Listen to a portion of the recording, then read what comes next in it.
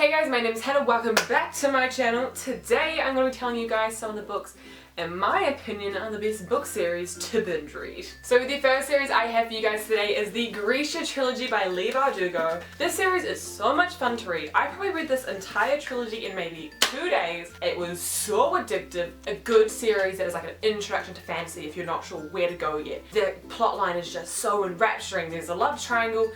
But I'm not mad at it because I know some of you guys know that I don't like love triangles. This was a love triangle I wasn't mad at. Yeah, this was a great series. World building fantastic. Love the Russian elements. The first book is Shadow and Bone, Siege and Storm, and Ruin and Rising. This series is honestly so much fun to read. You will go fly through it, so best binge read. One of my favorite binge reads. This is one of the few series that I've actually been able to binge read because all the books were done and it was so much fun. Just read it, it's so good. The next series I have for you guys is the Lux series by Jennifer L. Armentrout, one of my favorite series of all time. I love these books. I don't even know how to describe them. I love them. It's about sexy aliens, a book blogger who falls in love with a sexy alien who you just can't help but love. I started reading these books when there was only 3 books out, so I binge read the first 3. I thought I was gonna hate them because they looked so bad. Like, I'm sorry. See this? This looks like shit. But it was wonderful and it's so fast to read. It's just a funny read and I really suck at describing things. Really should probably write some stuff down. But if you are looking for something that's really light-hearted, you're gonna fall in love with the characters, a swoon-worthy man, and a character that's quite relatable to us book lovers, then this is the series for you. You could probably read this in maybe a week, 2 weeks, because it is so, you just fall in love with it. It's so addictive. Alright guys, my bookcase is about to become a mess because I'm not putting my books back properly, but it's fine. Vampire Academy by Rochelle Mead. Oh, binge reading this will murder you, but you'll be happy about it. You're gonna fall in love. Like this book, I read this when I was 12. Okay, I don't know when this book came out, but I'm pretty sure I was still reading these books when they were still being published. Oh god, I'm damaging this. Reasons why you should read this book series. Super quick, easy read. So you have our world and another world's mythology mixed in very well. Writing, super quick and easy. Characters, lovable, hilarious. Rose Hathaway.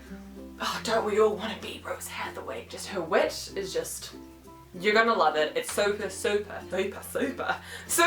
to read, so just read it. Just read it, guys. Please read them. Here we have the Anna, Isla, Lola Little trilogy. These are so fun and easy to read. I love these books to bits. I just found these in my local warehouse, which I suppose is a New Zealand equivalent to Target, I guess. These were $5 each. Oh, what a bargain. What was that? What a bargain. You know, I was trying to say bargain, but anyway. I did not see myself falling in love with them because the titles are so cheesy. I vividly remember reading this series. I couldn't do PE at the time. I flew through this within a day. The next day my teacher saw me reading this and she was like, hey, it kind of looks like that book you were reading yesterday. And I was like, you're damn right it was. That's so good. And she thought they were trashy, but I thought they were wonderful because they are! Each book follows a different character. This follows Anna in Paris, Lola in San Francisco? I don't know, I'm guessing it's San Fran because the bridge. I don't know. My knowledge of San Francisco comes from That's So Raven and Full House. And this one follows Isla in Paris. All these stories are entwined about the cutest love stories you were ever gonna read. So if you're just looking for a cute, lovey, contemporary read, this is so for you. You will fly through this, no worries. I think this is a really nice introduction to like romance, contemporary, and YA, so definitely go for this as well. The next series I have for you guys is the Mortal Instruments by Cassandra Clare. I got the pleasure of binge reading this series up until the last 2 books came out. Oh my god, it was a hard time. This is like the best. What is this? This is literally the best series to binge read. What? You got 6 gigantic books full of pain, love. I was gonna say romance, but that's the same thing as love. Just pain and romance, you know? What else do you want? A lot of death? This is such a fun series to binge read. The characters are just so fun. I think I had never come across like wit and humor in like this in a book. Vampire Academy was hilarious, but this was just something I'd never read. You will actually physically laugh out loud reading these books. You will cry a lot, but you'll be happy about it. And one word, Simon Lewis. If you're not gonna read it for everyone else, read it for Simon Lewis. God, I'm really not doing a very good job at cleaning up my bookcase. Ah! Here we have the Darkest Powers trilogy by Kelly Armstrong. This was one of the first YA books that I was just like, whoa, this isn't Twilight. Whoa. Actually, it's true. I was only reading like Twilight and Fallen and Vampire Academy for a good while until I found these books. And this was like another introduction for YA. I thought these books were going to be shit. I had a whole stack of library books to get out and this was on the very bottom. And I was like, I'm not reading this. It looks like crap. I read it because I had nothing else to read in. I've never looked back. I wish there were more books in the series. The book follows Chloe Saunders, who has been diagnosed with schizophrenia, kind of put in a rehabilitation facilities with other children, well, teens who are suffering from mental illnesses. She kind of is like accepting that she's got schizophrenia because she's been seeing dead people, and what else is the excuse for it?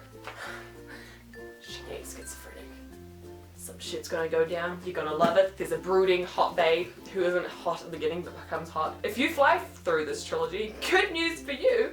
There's a spin-off trilogy. What else do I have for you guys here today? Oh, here we go. Hold on, they're on down the below. Heroes of Olympus by Rick Riordan. Now, this is the spin-off series from Percy Jackson. So if you haven't read the Percy Jackson books, no, the Olympians, go read that first, then come back and we're gonna dive in. Now, I personally enjoyed these books more than I enjoyed Percy Jackson because I loved the diversity in the characters. There was just so much more to see. We went traveling on the other books, but we went global this time, around the world. I had been saying throughout this video, if you're not gonna read the series, read it for one character. You know, I would say if you're not gonna read the series, just do it for Leo Valdez. Do it for Jason and his brick. I got to binge read the first 3 books and then I had to wait 6 months for the House of Hades, which was painful as, because if you've read Mark and Athena,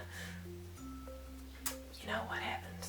Anyway, the first book in the series is in the middle here. It's The Lost Hero. Do not be put off by these covers. I have the really fugly UK, Australian, New Zealand editions. The American editions are much more beautiful, so go Google those ones and you'll definitely want to read it. These do not make you want to read them. You're going to think they're trash. You're going to see the old characters from Percy Jackson. You're going to see some new ones who you are going to love more than your own life. It's going to consume you, but you'll be happy about it. It'll be painful. This is like a fun series to binge read. It's going to make you happy. Okay, I'm not getting off my bookcase. My bookcase is now, I don't know if you can tell, but it's slowly becoming a mess. But if you want another binge series to read Harry Potter. I'm not going to explain why. Actually, I haven't really been explaining why in any of these books why you should binge read them, but if you haven't read Harry Potter, well, and that's all for the video. I know some people will be like, you didn't mention any Sarah J Maas books, and that is for good reason, my friends. I would never, ever, ever recommend you binge read a Sarah J Maas.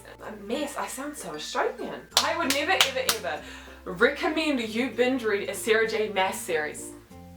It will murder you. Like, honestly, like, no, it's not healthy unless you want to not be able to live for years at a time, okay? If you want to read one book and then you have to wait a year for the next book, then jump right on in and join the fandom because you won't be able to breathe. This is a lot of rambling, I should just... But I will not be recommending the Throne of Glass series or Court of Mist and Fury because it is very, like, I mean, do it at your own risk. You want to die. Go for it. You can binge read maybe up until Heir of Fire. You might get out alive, not really. But anything after that, you're gonna really want to pace yourself. Anyway, thank you guys so much for... I went British then. What the hell? Okay, thank you guys so much. I went British again. Okay, thank you guys so much for watching this video. It was pretty rambly, but I hope you got a vague idea of some books you should read. Like, subscribe, and all that jazz, and I will see you guys next time. Still don't have a way to exit, so I'm just gonna... Bye. You still better wash my mouth out with soap. God, I wish I never spoke. Now I gotta wash my mouth.